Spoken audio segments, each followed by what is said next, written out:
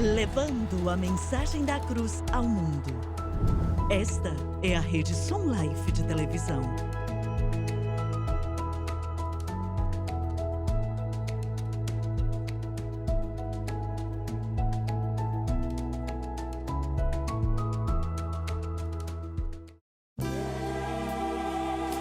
Bem-vindo a um estudo na palavra, uma série de estudos bíblicos focalizados na cruz de Cristo.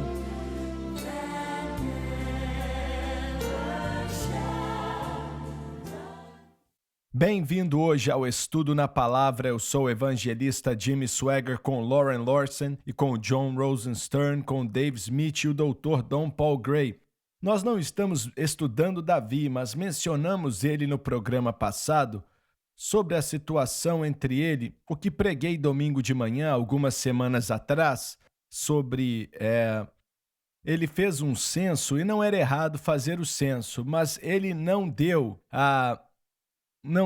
o meio ciclo de prata que era exigido que fosse feito em Êxodo capítulo 30, nos versículos 11 e 12.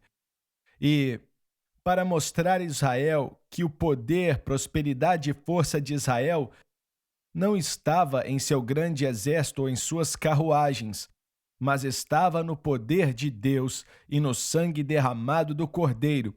Sempre foi o poder de Israel, o sangue derramado do Cordeiro, o sacrifício que representava a cruz.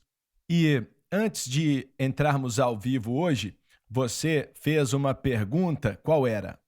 Bem, eu estava curioso sobre o que quer dizer em 1 Crônicas capítulo 21, versículo 1, quando diz: Satanás se levantou contra Israel. Sabemos que aqui Davi estava envolvido. Tinha algo acontecido com Davi. E o que Satanás tinha a ver com isso? Você pode ler em 2 Samuel. Em 2 Samuel, diz que o Senhor tocou em Davi para que ele fizesse isso. E não é uma contradição. Para a resposta dessa pergunta, vá até Jó.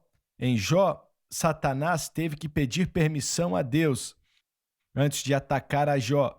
Eu creio que ele tem que pedir permissão de Deus antes de atacar qualquer crente, certo?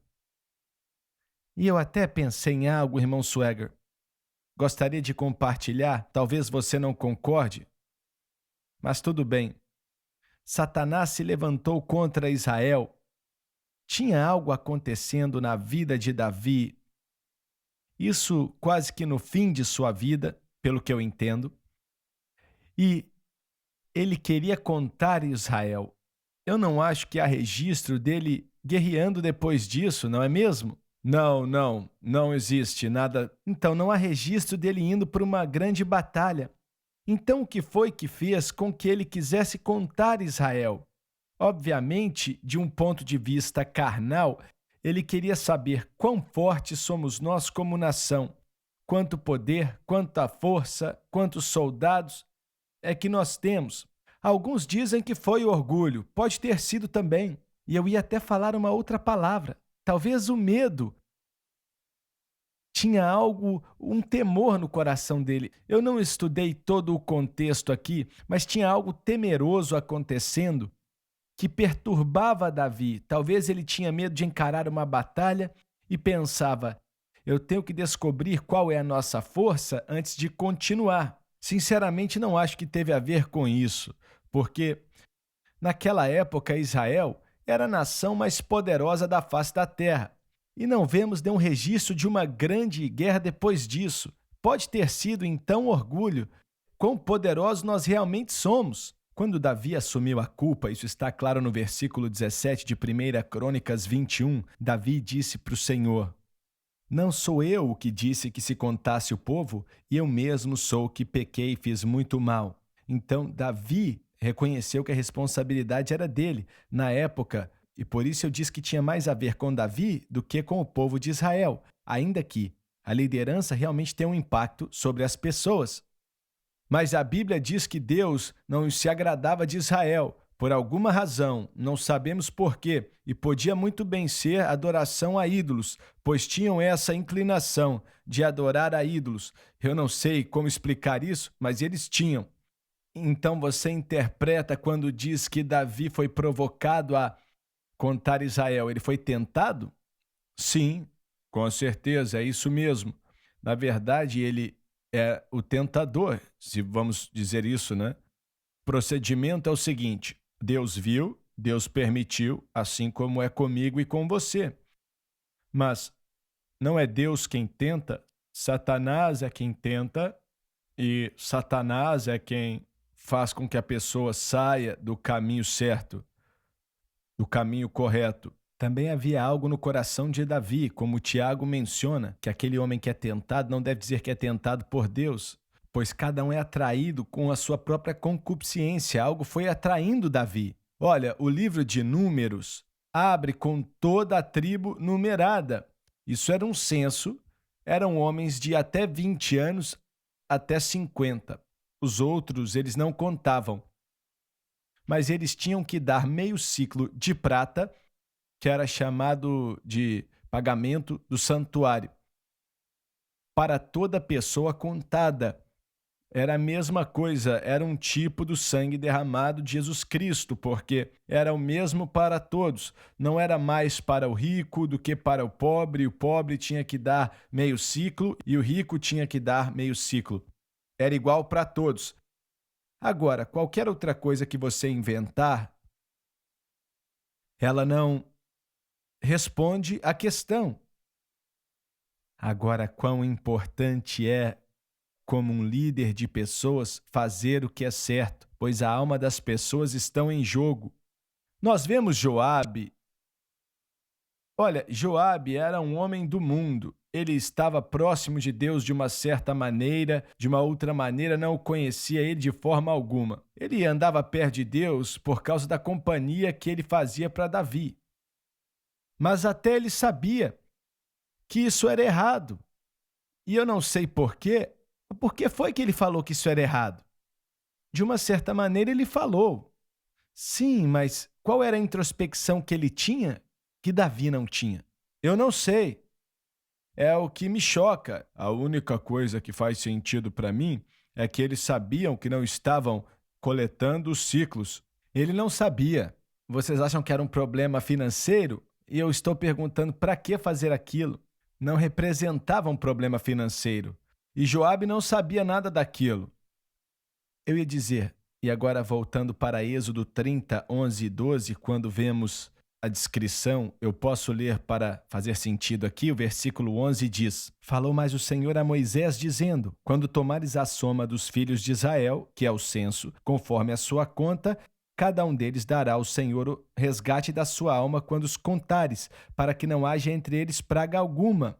Então talvez o Senhor permitiu que isso acontecesse, pois havia pecado em Israel, e essa foi a maneira de trazer juízo sobre eles, que no fim das contas o sacrifício foi que evitou que cessou a praga. E em sua mensagem domingo você mencionou sobre a ideia de Joabe se segurando ao altar. Talvez ele não era tão ignorante, especialmente em relação às coisas de Deus como pensamos. Isso ali é algo que mostra que ele sabia o que era necessário, pois obviamente não havia nada de errado com aquilo. Acredito que essa era a única objeção que ele tinha.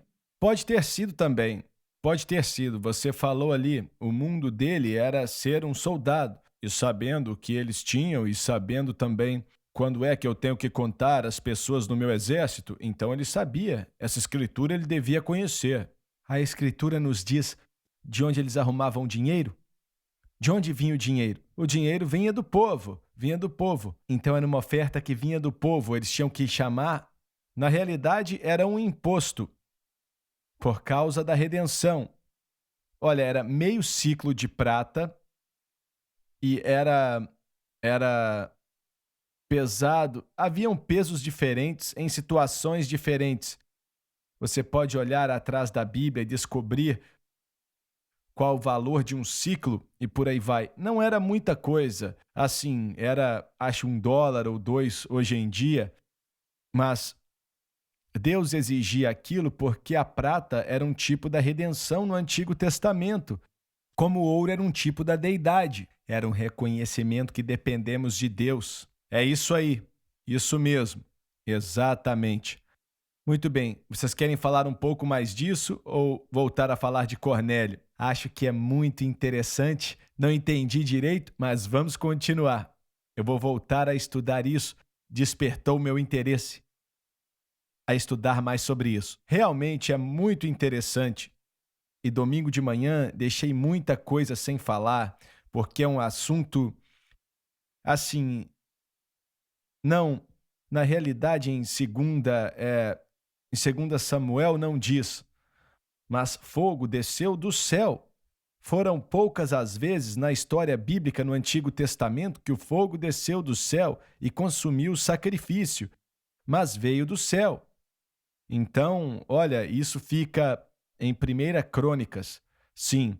Então, consumiu o sacrifício que era o juízo derramado sobre Jesus Cristo. Era o que representava, ao invés de ser derramado sobre nós. E aquele fogo poderia ter destruído Jerusalém. O anjo da morte estava ali para fazer aquilo, quando Deus disse para ele: não faça isso, porque o sacrifício o parou. E eu não preguei tão bem, eu disse muito bem, mas eu quis dizer que essa era a única coisa que podia evitar o juízo de Deus sobre o pecado, o que Jesus Cristo fez na cruz do Calvário. Nada mais pode parar. A psicologia não pode parar, o dinheiro também não, a educação não pode parar, somente a cruz de Cristo pode parar o juízo que, olha, estou convencido que, quanto mais pregadores pregam a cruz, isso vai evitar que o juízo venha sobre essa nação ou qualquer outra nação do mundo. Quando você olha para os países do mundo aonde ninguém está pregando sobre a cruz, até aqueles que olhamos para eles e pensamos que estão indo bem, não estão indo tão bem quando chegamos à conclusão das coisas. É a única coisa que dá um basta no pecado ou que vai lavar os pecados e limpar o pecado. Precisamos ir para o intervalo e voltamos já. E quero que você, por favor, diga a outras pessoas sobre o estudo na palavra. Creio que vai ser muito interessante para eles e vai ser uma grande bênção.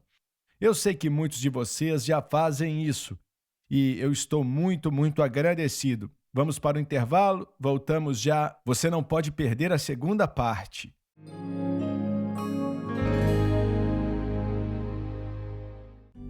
Todo crente deveria